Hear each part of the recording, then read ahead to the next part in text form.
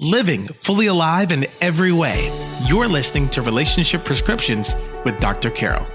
Every marriage will experience a middle. Is that where you are? Hi there, I'm Dr. Carol, and you're listening to Relationship Prescriptions.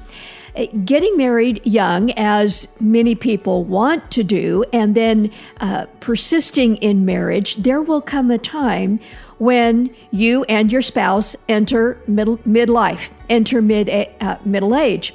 And when that happens, there are changes in your life, in your body, in your world that impact your marriage, your relationship.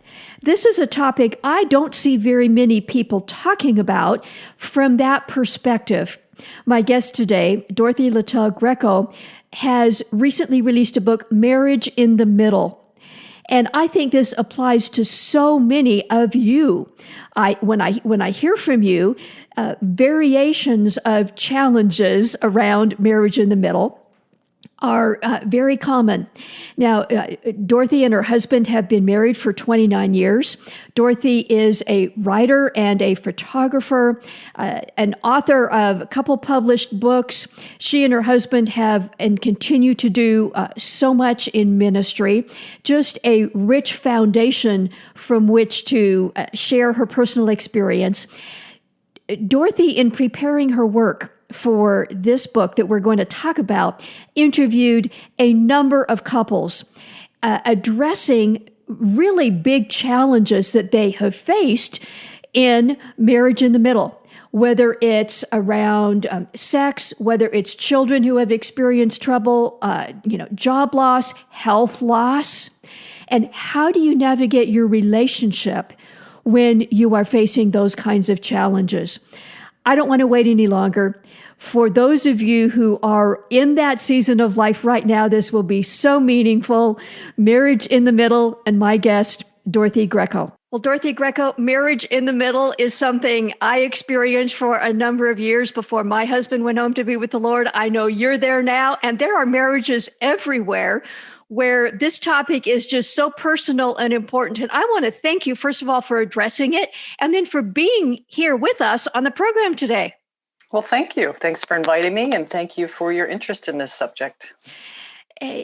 So many things can change, during midlife. It certainly isn't the happily ever after that many people think of when they say, I do, but there can be so much richness. Maybe let me start by just asking you to give a couple thoughts about what are some of the unique challenges that marriages can face during this time in the middle? I think that there's a lot. So there's first the physical changes that we're all going through, and obviously that happens at different times and in different ways for each of us, but all women go through some form of menopause and all men go through some form of andropause, which many men don't even know that happens, let alone what that word means. So right. In addition to the physical changes, there are often psychological things that are going on. So as our hormone levels ebb, depression peaks in midlife, and it's actually higher for women than it is for men. So that's something that we have to wrestle with. I know about the time that I started perimenopause, there were several times when just in random occurrences where I had a panic attack, and that was completely foreign to me. I had no idea what was happening, and it was so disorienting. So that's another issue. Then there's the changes in our roles. So for some of us, work will be beginning to wind down toward the end of midlife. During the early stages, often that's when we find our sweet spot. I think that we feel a sense of accomplishment. We know what we're doing. But then sometimes, because ageism in the workplace is a real thing, with the past 2 years, we have had several friends in their 50s who all were let go from their jobs simply because they cost too much. So that's one of the things that we have to face.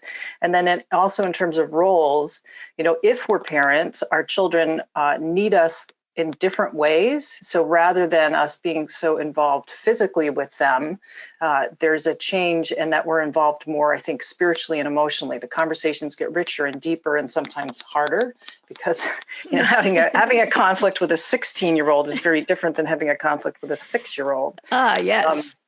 And then finally, I would say the change in roles with our parents. So for many of us, this is a time frame when we'll say goodbye to our parents, and that change in relationship when they typically have not needed us very much for their entire lives, and now they might come to depend on us very heavily, not just for physical things like taking them to the doctors, but helping them to navigate the end of their life. So they're just very deep and rich conversations that we have, sometimes very painful conversations, and then all of the caregiving that happens during this time period. So all of that, I think, can push us to the edge of ourselves. It can really drive us to our knees. And it can put unique stresses on our marriages because we're being pulled in so many different directions that we may not have the kind of time and energy that we need to sow into our marriage. What you are describing seems like it can be something that happens to everybody, but especially the way that impacts relationships and marriages. One of the things that I like to say so often, because I believe it reflects how God made us, is that every part of us affects every other part. What's going on with you physically is going to impact your relationships and your marriage in particular, as well as, the stress outside. So I really appreciate how you're highlighting that it isn't weird when your marriage it feels some challenges, because these things are going on in your world and your body and your life.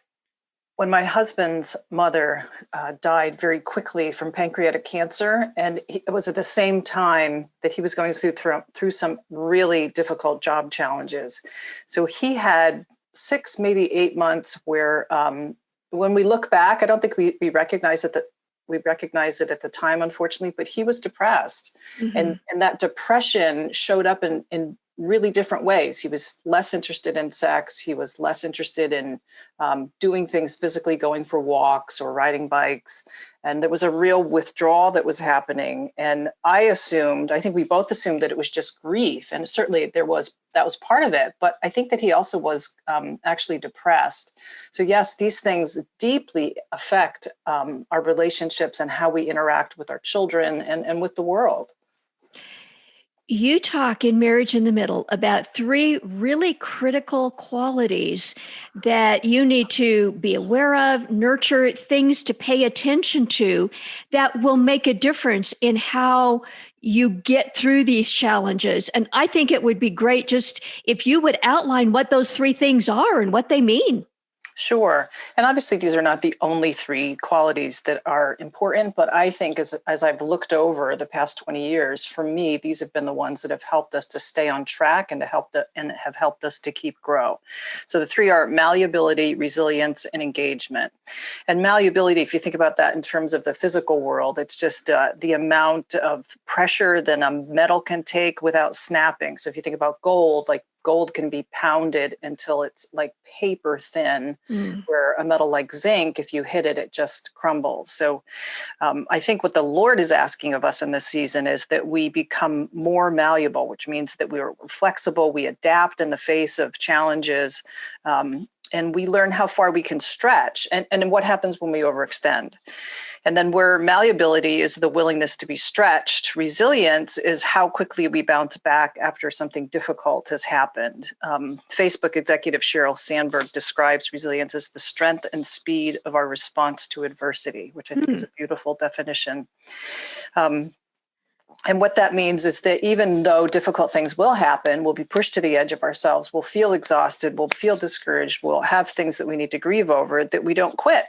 We continue to stay in the game, and that leads us to the last character trait, which is engagement. I think that for many of us, there are times when we feel so beaten down and so tired and so discouraged that the temptation might be to simply withdraw and to say, I'm done, I'm quitting, whether it's quitting the marriage or quitting church or quitting whatever. And obviously there are times when we need to step back, when we need to take a break or take a rest, but we can't quit. We just can't say, I'm done. Like whether it's our marriage or our parenting or, dealing with our parents, we have to stay engaged. And I think that the way we stay engaged is that we honor our limitations, but then we also do the spiritual work that this season requires of us. And then we routinely turn, for us anyway, we routinely turn towards God to say, I need all of you in this season. Holy Spirit, come and fill me up like every day. That's my daily prayer, because I know that apart from that, I'm not going to make it. One of the pictures I'm seeing as you describe that is self-care is important and giving is important. If you make marriage about yourself only, it never works. If you don't take care of yourself as you go through these challenges, you're not going to have anything to give. And so it's that flow. It's finding the give and take, making sure that you continually go back to the source, which isn't your spouse. Your spouse Right. gives you great things, but they're not the primary source. Get that from God. And then yes, like you said, you can't give up. You have to keep going, taking in and giving out, and making sure you're that conduit through these challenges. Yes, I totally agree with that. And obviously, we do have to take care of ourselves. And I think that for many of us, we may have felt like, we don't really need to, whatever, eat well, drop those 20 pounds, exercise. But as we age, it becomes more and more important for us to take care of ourselves. And so this has been a season for us, particularly during the last 11 months during COVID, when Yes. We have just purposed we go for 3 to 4 mile walks every single day. As long as it's not raining, we're out there walking. There's so much being asked of us in this season, and there's so much threatening perhaps our health that we have realized that we can't take it for granted any longer. So we've adjusted our eating. We're trying to eat a little bit less, trying to eat a little bit healthier. We're always healthy, but we're actually upping the ante. And just really paying attention to how are we doing? Are we getting enough sleep? Are we taking care of ourselves in a way that will allow us to be in it for the long haul? You are getting right into the next thing that I wanted to ask you about. In Marriage in the Middle, you talk about the analogy of a cross-country flight and what the pilot is doing. Describe that for a second and how that applies to marriage. Yeah. So when, we live in the Boston area, our son lives in Seattle. So it's common for us a couple times a year, at least prior to this year, we would fly from here to Seattle to visit them. And when a pilot starts his flight from Boston to Seattle, it's not, we sometimes can think, it's, they have this autopilot thing and they just plug it into the computer and then they just kick back and do a New York Times crossword puzzle. But the reality is, because I talked to several pilots, is they have to constantly monitor the flight conditions. What are we looking at in terms of weather? Has the wind picked up in a way that we didn't expect it? And then every time they go into a different territory, they have to check in with the flight control in that area. So there's a constant recalibration if anything is off, a constant oh my gosh, there's this major storm coming and what can we do to avoid the storm? Mm. Or, we can't avoid the storm. So the announcement comes on over the overcom, buckle up and sit down. And I think that that's just really an apt analogy for us in our marriages, is that we can't click on autopilot and assume that we're going to be okay. Taking our marriages for granted is not a good thing, no matter whether you've been married 10 years or 50 years, because a relationship is organic. We have to always be paying attention to how it's doing.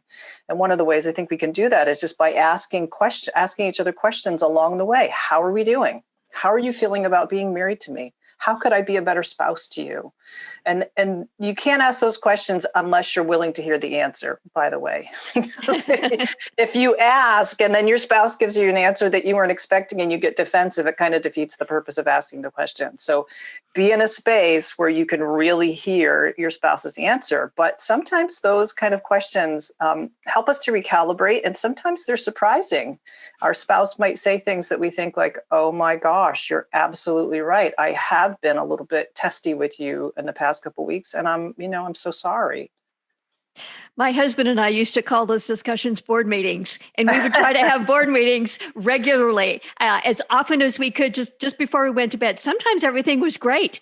Sometimes there was something that at least needed to be brought out into the light. Even if we couldn't completely solve it right then, we would have regular board meetings, and it made a huge difference. That's really smart. There is a part in your book where you talk about the challenges to faith that going through stuff brings on. No marriage gets through life without having really big stuff. And you share some awesome stories about couples who have weathered really big stuff throughout the book. And in the section where you're talking about faith, you made a statement that really stood out to me about how you need to let your doubt and unanswered questions do their work. And I'd love you to just talk about how, whether it's, trouble with children who go through serious problems, or a serious health challenge, or a job loss, such as your husband experienced, having to move to a different church as the two of you went through, all of the things that can happen. How do you let the doubt and questions in those seasons do their work? It's really hard. I think that really that's one of the most difficult aspects of growing up and being an adult, is being honest about those places where we feel bereft or maybe abandoned even by God.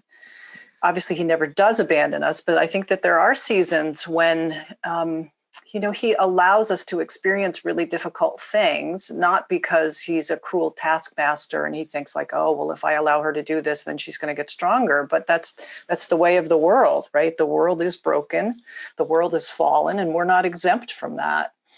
So in the example that you gave, there was a time that I talk about at the beginning of the book when we had been part of a really dynamic and beautiful church for 15 years. It's the church that our children grew up in, just really deep friendships with many people. And then there was a shifting that happened with the executive leadership and the direction that they decided to take. We felt like we couldn't sign off on. So we had to leave. And that was excruciatingly difficult for us. And because some of the decisions that they made really were amoral,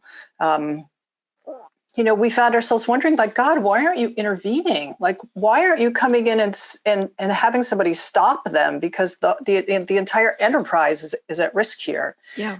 But he didn't stop it. And that's just the way things played out. Another example for us is that for the past 20 years, I've had chronic health issues. I have fibromyalgia and chronic fatigue and a sort of a host of other autoimmune issues. And, I have done a lot of work. I've changed my diet. I've changed my lifestyle. There's, you name it, and I've tried it to get well. And there has been improvement, but nevertheless, I live with chronic pain on a daily basis. Now, I believe that God has the power to heal us. I believe that God does continue to heal us, even today in this world. I don't think that it just is something that happened in the first century church. So I have to live in that tension of believing that God heals, but not having received that myself. Those sort of things, if we're honest about it, and if we live in reality, can cause a great deal of tension and a great deal of doubt. And I think earlier in my life, my tendency was to get angry at God. And that was the way I sort of spared myself from feeling the grief of the tension, the grief of the loss. And now I'm more willing to sit in the grief, to feel the loss, and to just allow the doubt to, I don't know whether the right word is compel or propel me into a deeper space with God, because recognizing that I don't have the answers and that I can't control God, I think is a good space for me to live in, because it helps me to see I don't have the power to make God do what I want God to do. I don't have the power to make my body any more whole than it is. And so all I can do is the thing that the Lord is asking of me, and then continue to cling to him in the midst of, the paradox. That is a great testimony, and I believe is so appropriate for so many people. Dorothy, let me ask you, how has that affected your marriage? How have you and Christopher addressed those issues between you or in your relationship? Are you referring to my health issues? Sure. Or even the leaving of the church that you loved so well. Yeah, for the health issues, it has been complicated. What it's meant on a practical level is I don't have the energy that I used to have. When we travel, there are, a lot of adjustments that we have to make. I can't camp anymore, even though that's something that we both love to do, because I can't I can't sleep well enough in that environment. There's been a loss of income because I'm not able to do the kind of photography work that I used to do. So Christopher, I think, has had to shoulder a lot of the finances in a way that we imagined that it would be more shared. So he feels that pressure uniquely. And, we both have conversations on a routine basis. How are you doing? Mm-hmm. Do you feel like you're able to still continue to do the kind of work that you're doing? Do you need me to get a real part-time job someplace? So lots of communication, lots of empathy, that we exchange to one another when things are hard. I think that as we age, empathy to me is one of the most important character attributes that we can develop, because I think that the losses require empathy from our spouse. It's a gift, I think, when we can be empathetic to each other. And then I think that, reaching out for help when we've needed it, that's been something that's just happened on a regular basis for us, that when we get into these spaces that feel, where we feel over our heads, that feel so painful that we can't find our way through, that we'll reach out to friends, we'll do counseling. Asking for help, I think, is a huge, huge, very important thing for all of us to realize that that's the way the Lord created us. It's that he wants us to reach out for help. He doesn't want us to suffer alone, or to think that we don't, that we're above needing help. Right. And I pray, Dorothy, that your book and even our conversation today can actually be part of helping people with insight and encouragement, and encouraging them to get the help from professionals when they need to. You're reminding me right now about something that you write about quite extensively in the book, but that every marriage going through midlife is going to face, and that's the issue of sex and how that can change in midlife. There's certainly a myth, I believe it's a myth, that sex gets worse and less meaningful as marriages progress. I remember hearing from a lady, a wife, who wrote to me very sad, saying that her husband had told her that as she starts to get old, he's not going to have sex anymore with her, that he just doesn't find that appealing and doesn't want to. And how sad. Yeah. But let's debunk that myth and talk about what sex can mean in midlife marriage. I think that it does definitely get richer and deeper and more enjoyable as we age, because, hopefully this is true, couples have increased their levels of trust with each other. Mm-hmm. And so by this point, when we do have sex, we feel more intimate after we've had sex than we did before. So it's a real bridge builder and drawing us closer together. I think that it also gets a little bit more complicated as we age. There are times that things just don't work the way they used to work. For me, prior to menopause, it was a very clear trajectory from arousal to orgasm. And now, we can be in the middle of making love and I feel like, gosh, I can't really tell what's happening in my body. And so there are, nights when we're interested in being intimate and it's 10 o'clock and I have to ask myself, do I have an hour of aerobic activity in me? I don't know. Yeah. So those are very real, very practical questions and things that come up as we age, that our bodies change. They don't respond maybe as quickly or in the same way that they used to. But overall, I think the depth of our relationship, the familiarity that we have with each other's bodies, the ways that we've learned how to pleasure each other, definitely makes it richer and more vulnerable than it was when we were in our 30s. You reference a study, and I'm not going to be able to remember the details, but I have seen it elsewhere as well, that among committed married people who make it into midlife together and are committed to staying together, sex becomes more meaningful, more fulfilling. That there actually is research to back that up. And I just want our midlife married listeners to hear that it can become a more bonding, more intimate, more satisfying part of your life and your marriage during that season. Absolutely. And I think that the onus is on us to not give up. Even when there was a time, I don't know, maybe a year ago when Christopher had some erectile dysfunction, and we know we weren't able to have intercourse. And that was sort of like oh my gosh, this has never happened before for us. And we both realized that it made us a little reluctant to, jump back into bed together. And we had to have conversations. I assured him that I was, I didn't feel any disappointment with him. There was no sense of blame on my end. So I think that it can compel us to really press in and have conversations. And sometimes I don't really understand why, but I don't know if this has been was true in your marriage, that having those real nitty gritty, honest conversations about sex can be difficult. It's difficult. And in addition, if you push through it, it can bring you closer. It is hard to have those conversations, but I hope people hear that if you push through and have them, it can actually be a stronger glue in your marriage.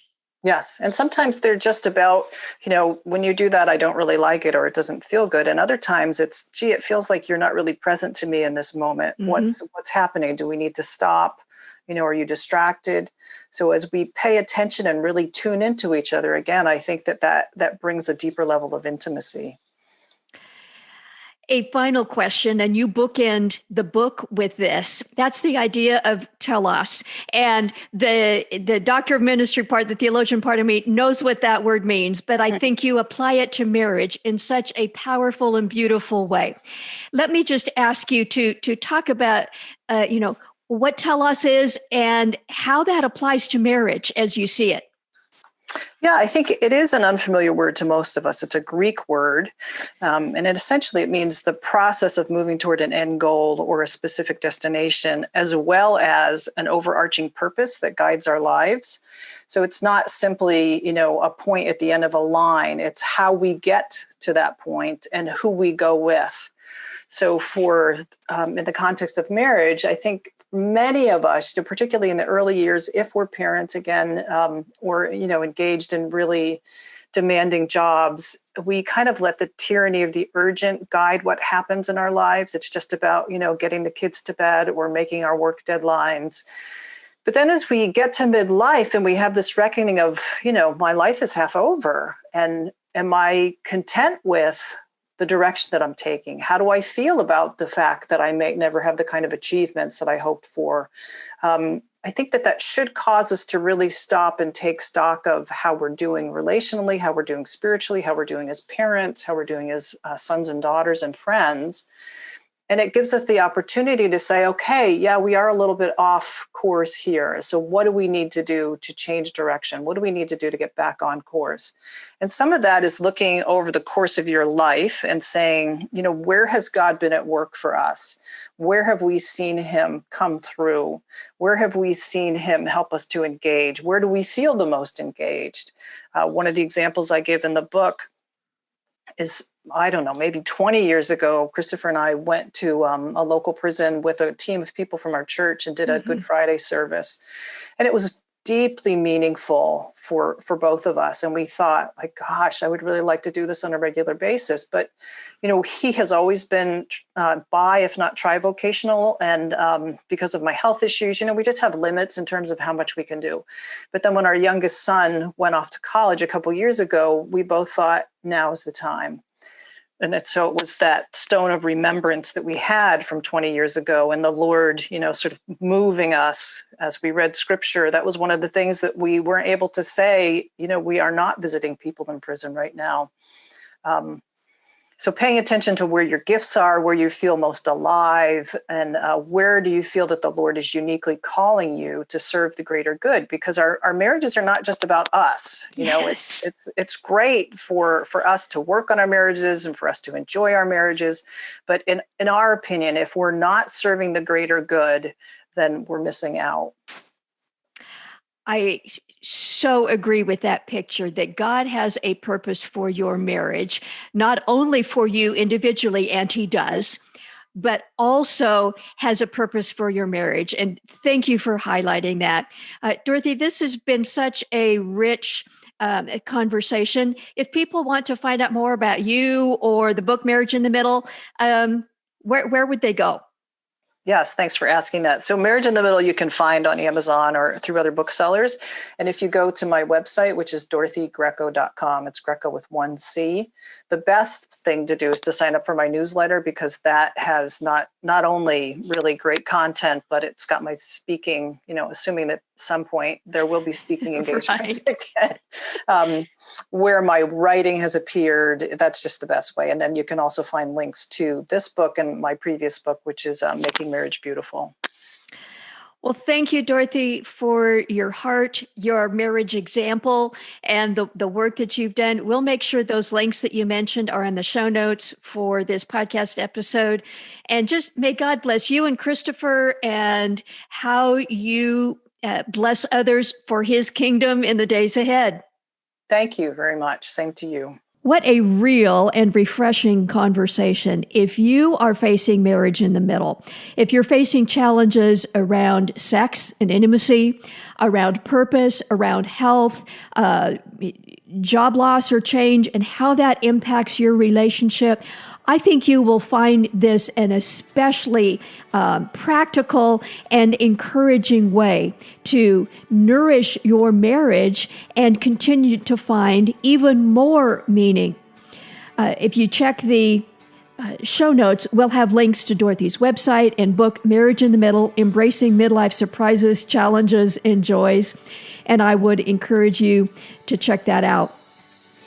For the many of you that I know are facing marriage issues, another place I would encourage you to go is our website, drcarolministries.com, and the Healthy Relationships page.